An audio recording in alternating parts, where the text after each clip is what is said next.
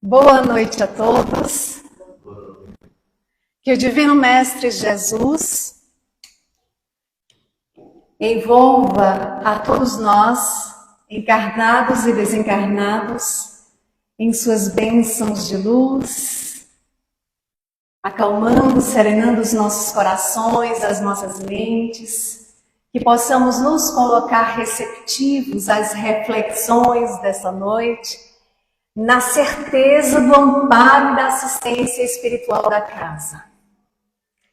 E assim agradecemos a oportunidade que Deus nos concede de mais um trabalho em nossa casa, rogando a Jesus que nos inspire e envolva a todos nós em sua paz, e que essa paz se estenda a outros corações que aqui não puderam estar e que irão nos acompanhar pelo Facebook, ao vivo ou posteriormente. Que Deus, nosso Pai, abençoe a todos.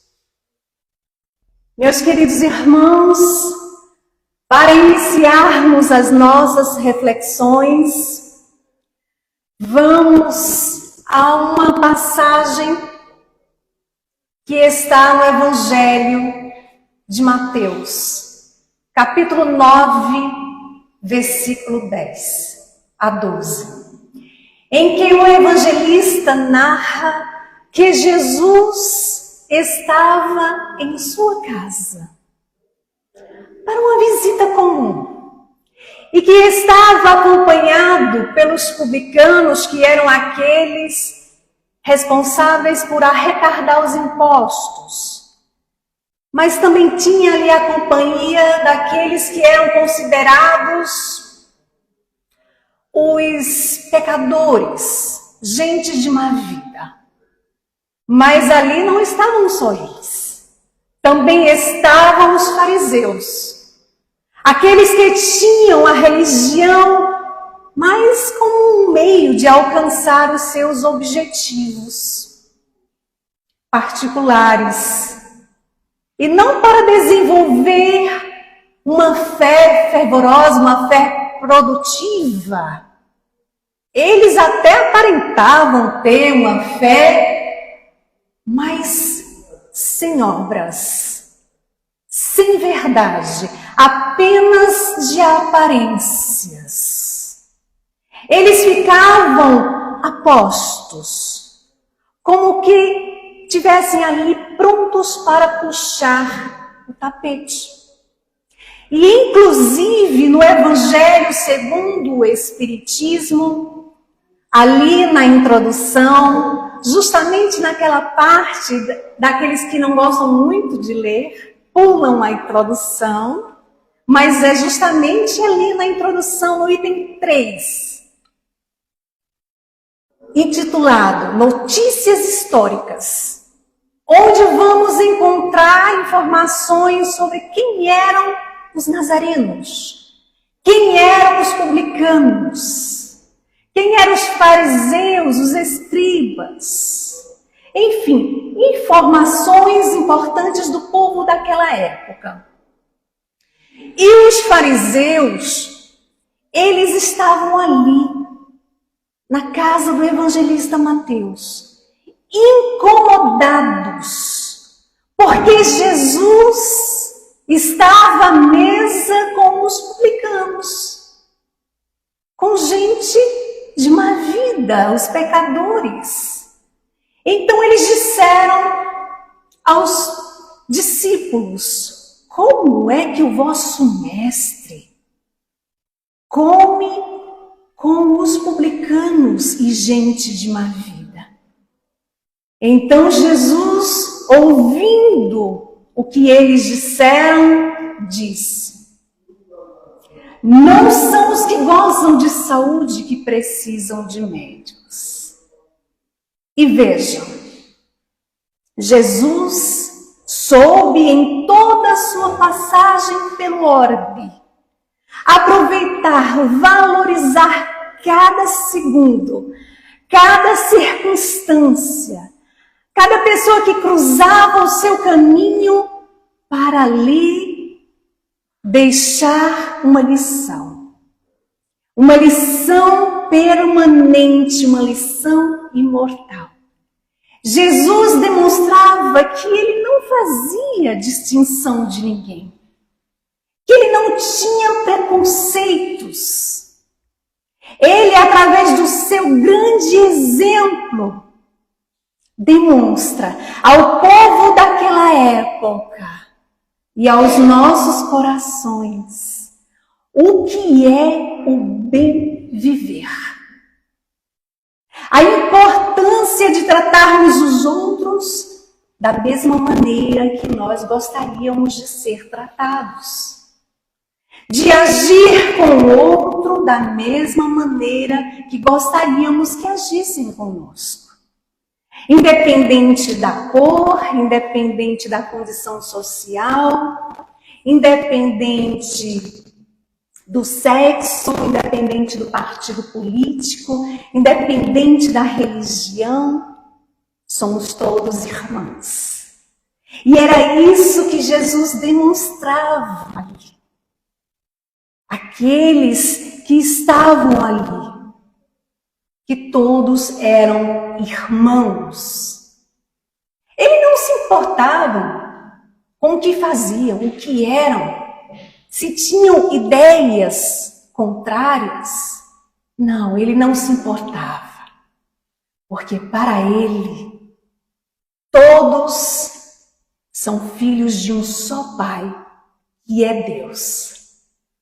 E agora vamos perguntar aos nossos corações, com sinceridade. E nós, espíritas, denominados cristãos, estamos de fato no esforço de seguir o exemplo do nosso irmão maior? Estamos no esforço de ver no outro um ser igual a nós, com suas falhas, com as suas limitações, com as suas dificuldades, com os seus sonhos de felicidade, com as suas esperanças? Ou estamos criando dificuldades para nos relacionarmos, para nos aproximarmos, para nos reconciliarmos? Ou estamos em pensamento, em palavras, em atitudes, em sentir? Ou estamos sendo preconceituosos? Para refletirmos. Então, na época de Jesus, haviam muitos grupos que liam as escrituras tradicionais do Velho Testamento. As escritas de Moisés, também do Deuteronômio, o 5º livro da Torá e seguintes. E quem era que fazia parte desses grupos? Os nazarenos, os publicanos, os fariseus, os escribas. E de todos os grupos, os fariseus, eles não só liam ali as escrituras, mas eles tinham um amor muito grande à lei. Ah, que coisa boa, né? Que eles tinham muito amor à lei. Pois é. Mas o amor que eles tinham à lei era a lei que escraviza e não a lei que liberta. Então eles faziam uma interpretação de forma literal, de seguir ali ao pé da letra. E aí lembramos do apóstolo Paulo em suas cartas, 2 Coríntios, capítulo 3, versículo 6. Quando ele chama a nossa atenção para refletirmos. A letra mata e o Espírito vivifica. Então eles, os fariseus, eram fiéis às interpretações da forma como ali estava escrita. Mas, na verdade, o que mais importava para os fariseus eram os valores exteriores, os valores materiais, e não os valores interiores, e não os valores espirituais. Eles ali ficavam preocupados com coisas pequenas. Eles ali ficavam querendo armar uma armadilha, né, para ver se Jesus caía em contradição. Eles ficavam preocupados e queriam ali chamar atenção, advertir, porque Jesus não lavou as mãos para jantar. Então, esses eram os fariseus. Então, meus irmãos, na noite de hoje, o tema, ele está em o Evangelho segundo o Espiritismo, capítulo 24. E é nesse capítulo, que nos convida a fazermos brilhar a nossa luz. Mas não só em favor de nós mesmos, mas também em favor de todos os nossos irmãos de caminhada. E é ali no item 12 que Kardec vai nos lembrar, ao dizer que Jesus se acercava principalmente dos pobres, dos deserdados, que eram quem mais precisava de consolações, dos cegos dóceis, de boa fé, que ele pede, ele lhe dê a vista, e não dos orgulhosos, que julgam possuir toda a luz e de nada precisar. E então agora vamos ao livro Caminho, Verdade e Vida. Ali no capítulo 137, intitulado O Banquete dos Publicanos. Porque Emmanuel, ele vai esclarecer de forma extraordinária, como sempre, e que muito nos emociona. Ao dizer que Jesus abraça a todos os que desejem firmemente a excelência de sua alimentação espiritual nos trabalhos da vinha. Ele nos lembra que não só nas ocasiões de fé permanece presente entre os que o amam, mas também em qualquer tempo, em qualquer situação, seja ela qual for, meus irmãos.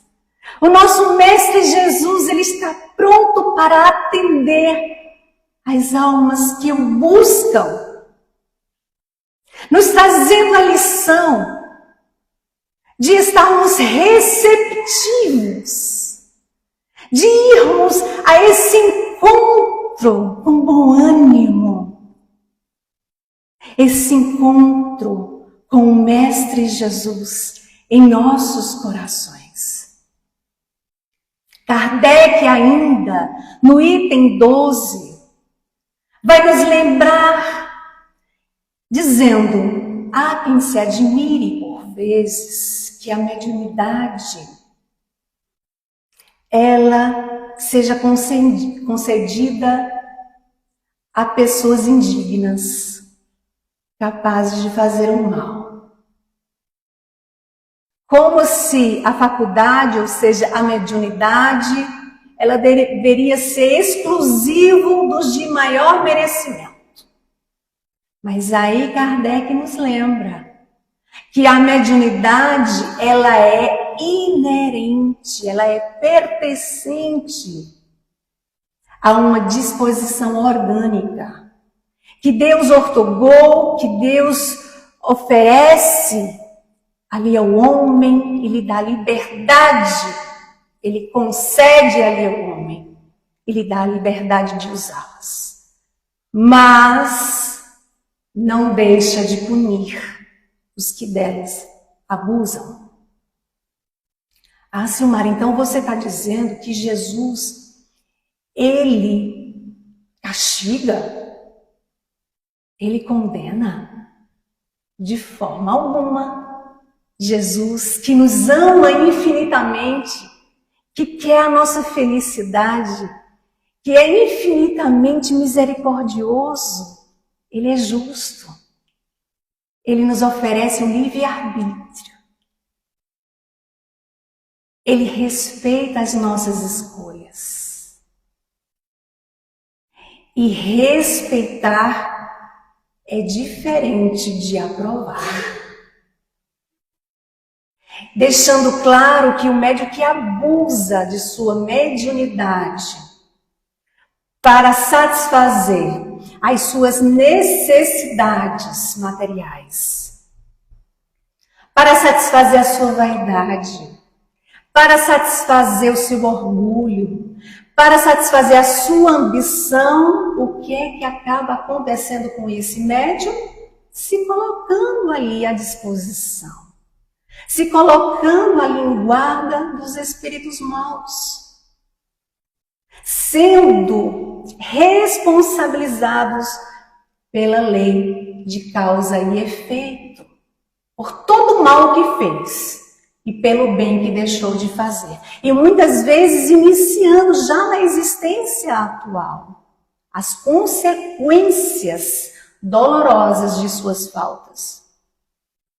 E aí no livro Seara dos Médiuns, capítulo 4, Ante a mediunidade, Emmanuel vai nos orientar dizendo assim, olha, não espere entendimento imediato das criaturas, mas age, serve, ajuda, mas sem recompensa. Ou seja, sem vaidade, sem esperar ali reconhecimento, apenas fazer a nossa parte com o coração. Está ali disposto para ajudar. Ele pede para que recordemos Jesus e os fenômenos do Espírito. E aí ele vai nos lembrar que Jesus, quando era criança, ele se submete ao templo, ao exame de homens doutos, que lhe ouvem o verbo, mas o ouvem apenas com aquele entusiasmo de ouvir ali as explicações, as palavras do Mestre, Jesus ainda criança. E eles ficam ali em êxtase, mas em êxtase improdutivo. E aí Emmanuel nos chama a atenção ao dizer assim, para não nos determos, ou seja, para não paralisarmos qualquer ilusão à frente dos fenômenos mediúnicos. Porque, diz Emmanuel, somente aqueles que transfiguram-se, aperfeiçoando-se em bases de sacrifício pela felicidade dos outros, conseguem aproveitá-los no serviço constante em louvor do bem.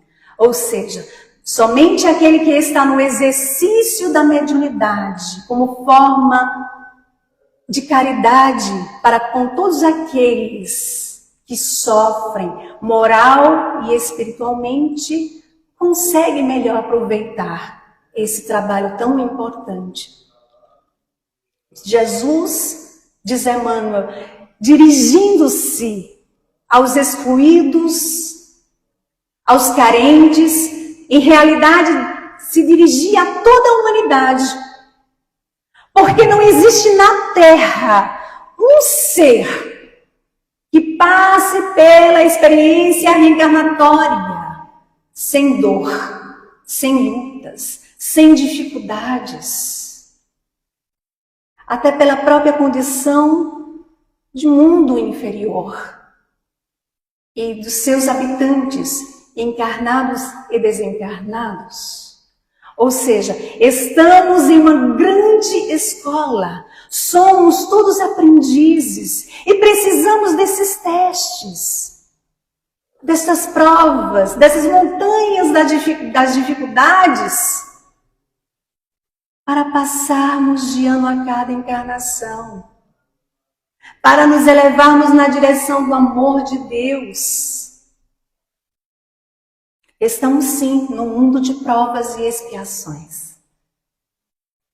Estamos sim no mundo onde há aflições. Mas Jesus disse, no mundo tereis aflições. Mas aí ele faz um convite aos nossos corações. Ele diz assim, tende bom ânimo, eu venci o mundo. Como a nos dizer que podemos sim vencer o nosso mundo íntimo, vencer as nossas dificuldades, vencer as nossas limitações, as nossas sombras. Chico Xavier, certa feita, caminhava para o trabalho. E atravessando um longo trecho de campo no rumo do escritório, ele começou a pensar, a meditar ali sobre os seus trabalhos mediúnicos, sobre as exigências que eram muitas. E aí, Chico faz uma pergunta que todos nós deveríamos fazer, todos os dias, antes de iniciarmos as nossas tarefas diárias.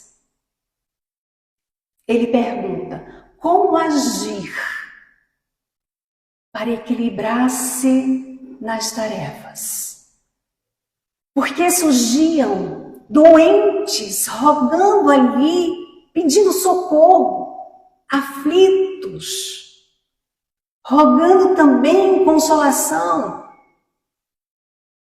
E surgiam os curiosos querendo esclarecimentos, os ateus, insistindo ali pela obtenção de fé.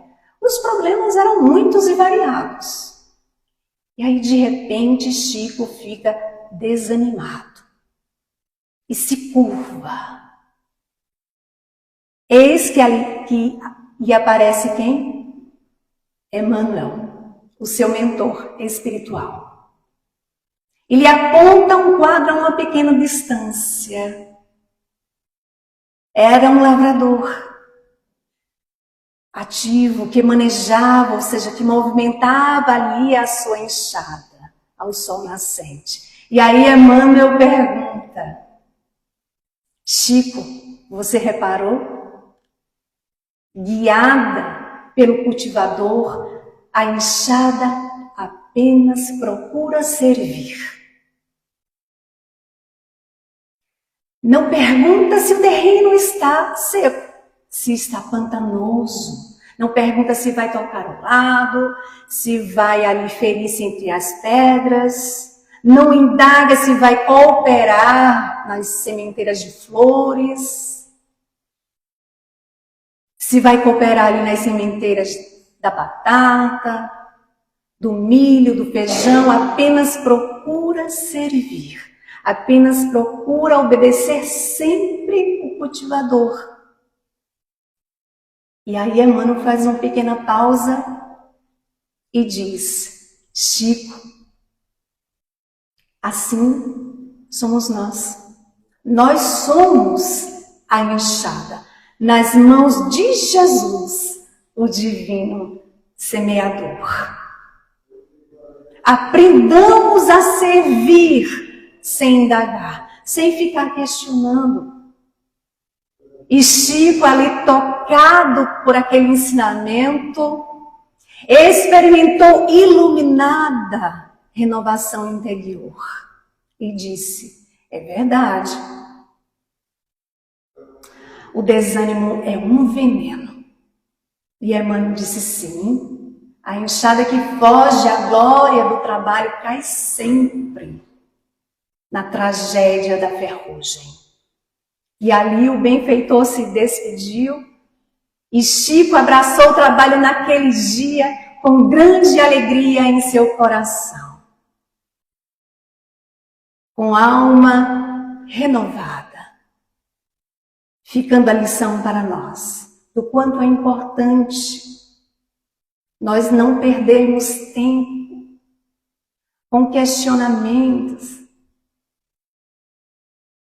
A importância de irmos ao trabalho com o coração, de fazermos a nossa parte com bom ânimo, com coragem, conscientes que todos nós somos aprendizes e que estamos numa grande escola.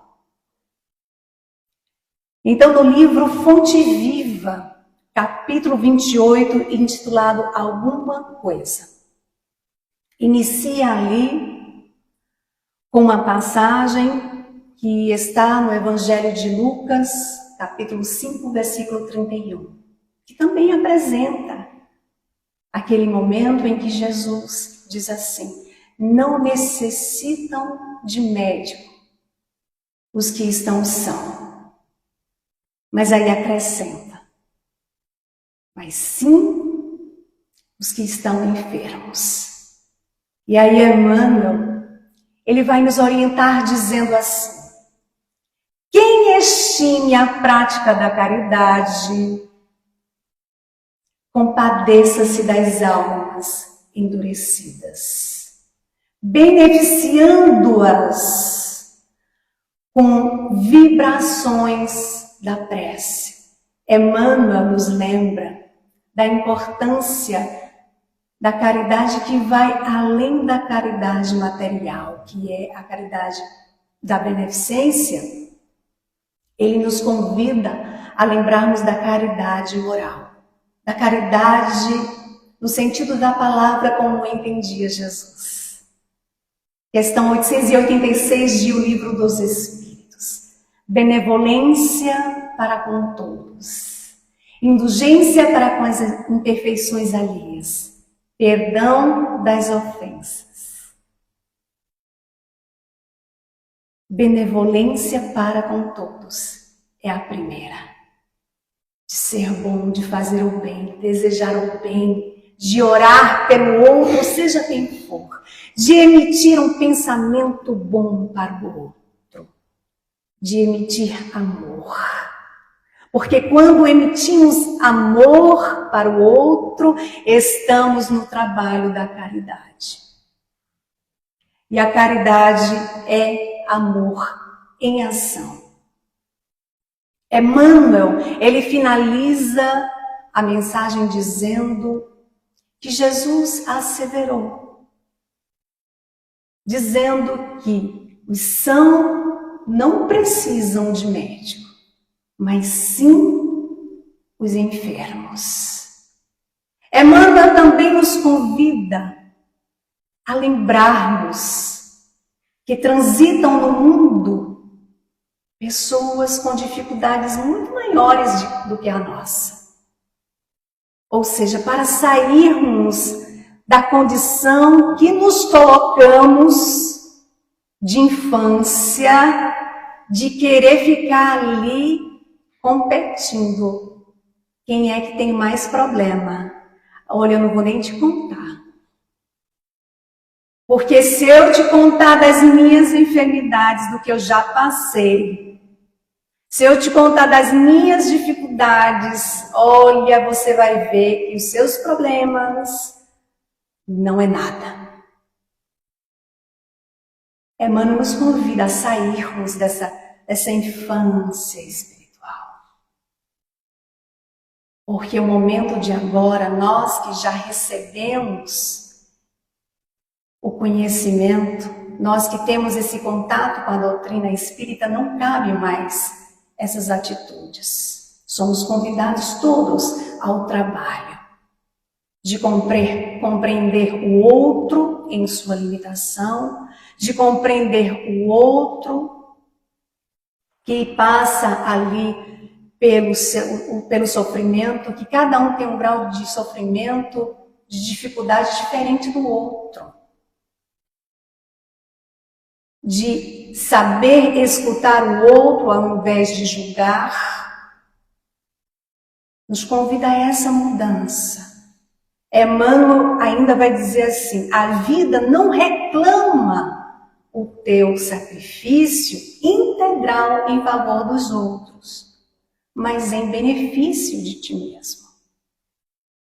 Então passamos a compreender que à medida que nos esforçamos, que fazemos o bem ao outro, em realidade, fazemos o bem a nós mesmos. E aí ficamos refletindo. Quando Jesus disse, os sãos não precisam de médico, mas sim os enfermos. De que doentes Jesus estava se referindo? Quem são os sãos? Somos nós os sãos? Os que gozam de saúde? Ou somos nós os enfermos?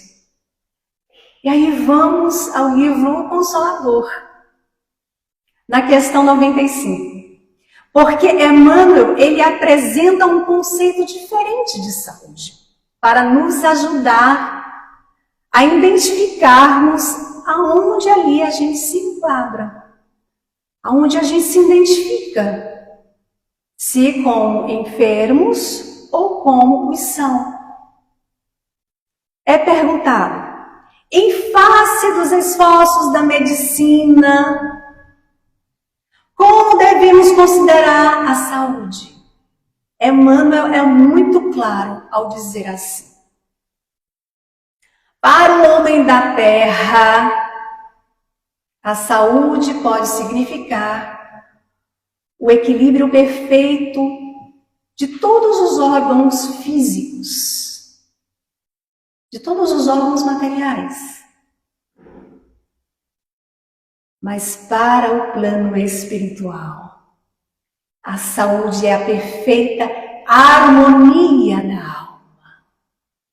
Para o plano espiritual, a saúde é a perfeita harmonia da alma.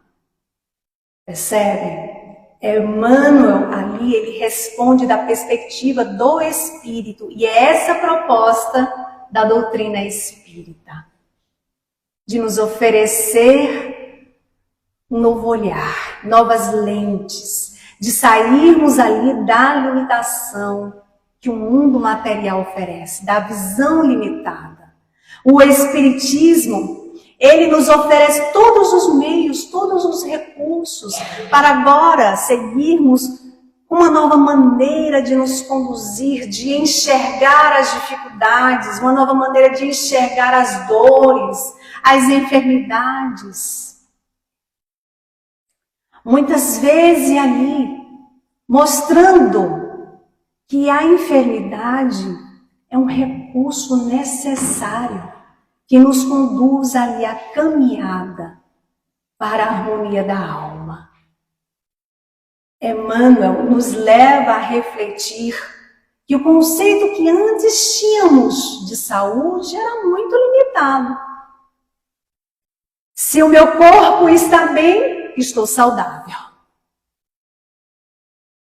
Essa é a visão limitada. Mas vamos aprendendo que há fatores nesta experiência reencarnatória e de outras experiências do passado que acabaram ali culminando, resultando em uma enfermidade, em um estado enfermo. Chico Xavier, quando ficava doente, dizia: estou doente, mas estou trabalhando. Estou doente, mas estou são. Se alguém puder me entender. O mês passado, nós citamos aqui o exemplo de Jerônimo Mendonça, que aos 20 anos de idade ficou definitivamente de cama, devido a uma artrite reumatoide, que ele causava imensas dores. Ele também não enxergava. E ficou ali no leito, mas não se entregou. Era conhecido como o gigante deitado. Fez ali do seu leito uma tribuna ambulante, fazendo palestra em todo lugar do Brasil. E quem o conhecia dizia que ele estava sempre sorrindo. Percebem? é nessa condição de espírito, de colocar um olhar espiritual, mesmo passando ali por dificuldades, mesmo ali naquela enfermidade, naquela limitação.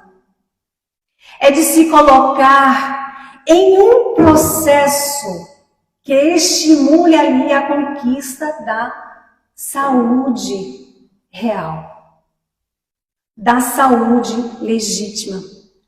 E então vamos aprendendo que não é o espírito que deve estar a serviço do corpo.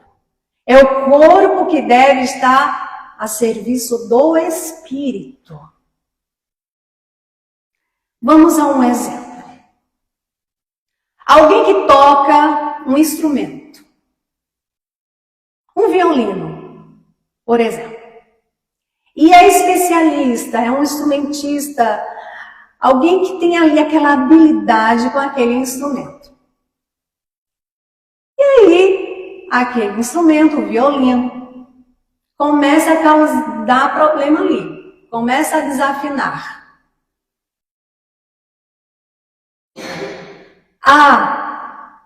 O fato dele estar ali, digamos assim, em uma linguagem simbólica, que o violino ficou doente. O fato do violino estar ali danificado faz com que aquele que tem aquela habilidade, o profissional, ele perca essa habilidade de tocar o instrumento? Não. Por quê? Porque ele não é aquele instrumento. Ele vai ali, pega um outro violino e continua. Esse exemplo é apenas uma demonstração, porque nós espíritos encarnados, quando estamos em harmonia, quando estamos em equilíbrio, estamos bem. Se esse corpo adoece, essa vestimenta, esse instrumento, vamos continuar nos sentindo bem. Porque nós não somos o corpo, nós somos espíritos, habitando temporariamente o corpo físico. Podemos, inclusive, estar num corpo saudável e, de repente, começa ali, nos sentimos desanimados, em desequilíbrio. Está ali faltando alguma coisa, adoecemos. E como é que a gente faz para chegarmos ao equilíbrio? Para nos harmonizarmos, nos aproximando das leis naturais. Questão 614 de O Livro dos Espíritos. É perguntado, o que se deve entender por lei natural? E os espíritos respondem, a lei natural é a lei de Deus, a única e verdadeira felicidade do homem. Indica-lhe o que ele deve fazer e deixar de fazer. E ele só é infeliz quando dela se afasta. Então, à medida que nos afastamos das leis divinas, nos desequilibramos. O desequilíbrio gera consequências e essas consequências irão exigir de nós reparação. Adoecemos. No Livro da Esperança, capítulo 78, intitulado Ante o Divino Médico, inicia ali justamente uma passagem que está no Evangelho, no capítulo 24, item 12, quando Kardec lembra que Jesus se acercava ali principalmente dos pobres, dos deserdados, porque eram os que mais precisavam de consolações, dos cegos dóceis de boa fé, que ele pediam lhe desse à vista, e não dos orgulhosos que julgavam possuir toda a luz e de nada precisar. Pois bem, Emmanuel, ele vai desdobrar esses ensinos. E ele vai nos dizer assim, milhões de nós outros, os espíritos encarnados e desencarnados, em serviço na terra, Somos enfermos de muitos séculos. Somos enfermos de muitos séculos, carregando os débitos do passado ou adquiridos na existência atual. E ele nos lembra que muitas vezes proclamamos que Jesus é o nosso divino mestre, é o nosso divino médico. E basta uma ligeira reflexão para encontrar no Evangelho de Jesus a coleção de receitas articuladas por ele, com vistas à terapia da alma. Não tenhamos dúvida, meus irmãos. O Evangelho de Jesus é o nosso roteiro mais seguro para nos ajudar em nossas dificuldades, em nossas dores, em nossas enfermidades, para nos consolar, mas consolar não no sentido de passar a mão na nossa cabeça, é no sentido de nos convidar ali ao movimento, a buscarmos a nossa reforma interior. Temos consciência de que carregamos débitos do passado ou adquiridos nesta existência? Somos enfermos? Em O Livro dos Espíritos, na questão 964, os Espíritos dizem assim que Deus tem as suas leis, tem suas leis a regerem todas as nossas ações. Se as violamos, é nossa culpa. Mas ele, o nosso Pai, ele não diz assim, vou punir-te. E por que ele não diz? Porque ele traça um limite. Que limite é esse? As enfermidades. E muitas vezes a morte. São consequências dos nossos excessos. Eis aí a punição, como resultado da infração da lei. E em nota, diz assim, se sofremos as consequências dessa violação, opa, teve uma violação. E por isso estamos sofrendo. Então, a quem devemos nos queixar? A nós mesmos. Porque todos nós somos responsáveis pela construção de nossa felicidade, mas também somos responsáveis pela construção de nossas infelicidades futuras. Kardec nos lembra, dizendo que Deus ainda é mais previdente, que Ele adverte aí sempre. Se estamos fazendo bem, se estamos fazendo mal. Ele envia os espíritos para nos advertir, para dizer assim, olha, não faça isso, não vá por aí, tenha cuidado. O que a gente faz? Não dá ouvidos, porque a gente ainda é muito teimoso. Então, recebemos todos os recursos para investirmos na nossa saúde espiritual, para nos encontrarmos naquela condição de estarmos sãos, mesmo passando por alguma enfermidade, por necessidade, como citamos o exemplo de Chico, como citamos o exemplo de Jerônimo Mendonça, que tinha ali a sua limitação, que estava com o corpo doente, mas ele tinha consciência de que ele não era o corpo. Ele tinha consciência de que ele era espírito. E por isso que ele não se deixava se abater. E é essa consciência que nós somos chamados a termos, a não esquecermos da importância de nos alimentar